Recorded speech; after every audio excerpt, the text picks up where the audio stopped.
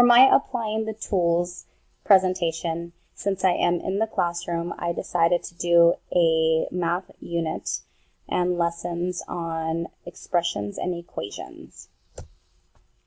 So for the next lesson, I am planning to flip my classroom, and I'm going to do this using Screencast-O-Matic.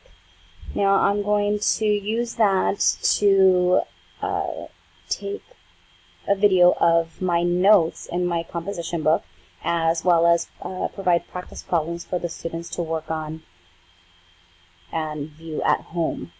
So they will do this for homework, and they will be copying what I post into their interactive notebooks.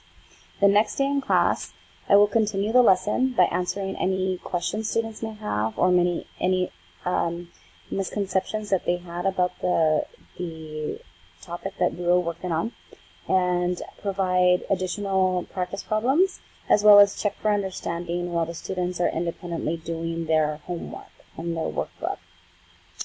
Now, when they're doing that, I will be walking around the classroom and just checking for understanding and making sure that they're really getting the concepts that I presented last night in the tutorial or in the video from Screencast-O-Matic. I will do this by group or individually to help solidify their understanding of that new topic. Now, using Docs, I use Docs for a lot of things, but for this unit, I plan to create templates for interactive activities such as speed dating or scavenger hunt, or an activity like this I uploaded on the side here. And it was just an activity where students had a worksheet it was just an answer worksheet, and they walked around the room and got all the answers for these questions and put them on the sheet. It's just a way of getting them out of their seat and having them review for that specific lesson or for a test. And also, I also make interactive activities for them to do to preview a lesson as well. I also use Docs to create study guides for chapter test and mid-chapter test. Students will, at the end of their unit, the end of each chapter, they will also have a performance task. Now I will use Docs to upload the performance task in so that they can collaborate together, and they will use a highlighting feature to comment on the doc to communicate with each other when they are at home. And I can also use the last edit feature so that I can see their progress on the doc, as well as what team members contributed to the test. I will also be using Google Sheets for this task.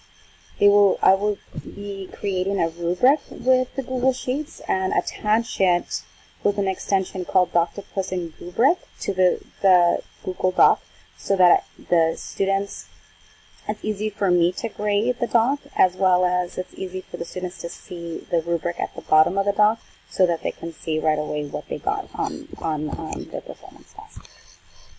So what did they retain? I will see what they retained by creating a Google form for each one of their tests.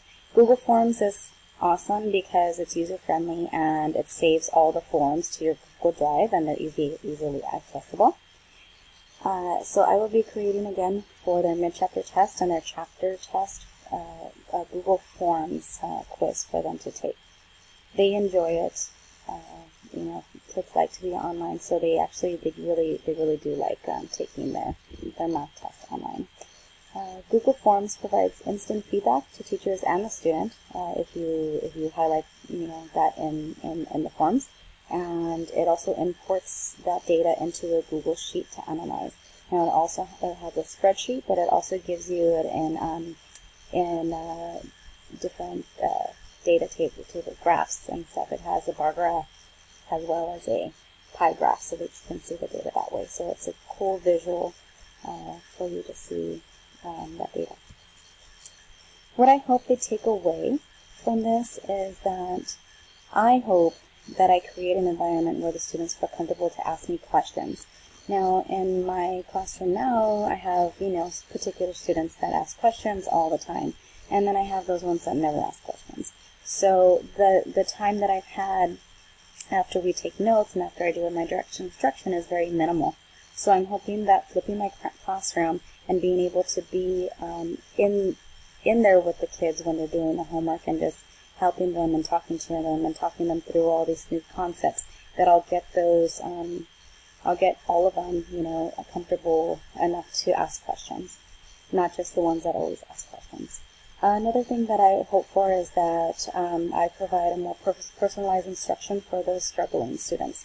Now, again, I only have a few minutes of the classroom period since I'm middle school and I have blocks, so I really only have 51 minutes, but I really, after their warm up and after we get going, it's really only a few minutes that I have with them to really practice these concepts with them. So I think flipping the classroom will help me reach those struggling students that I'm not really aware of until after they take like the assessment, that I know, oh man, these guys were struggling, I should have helped them a little bit more.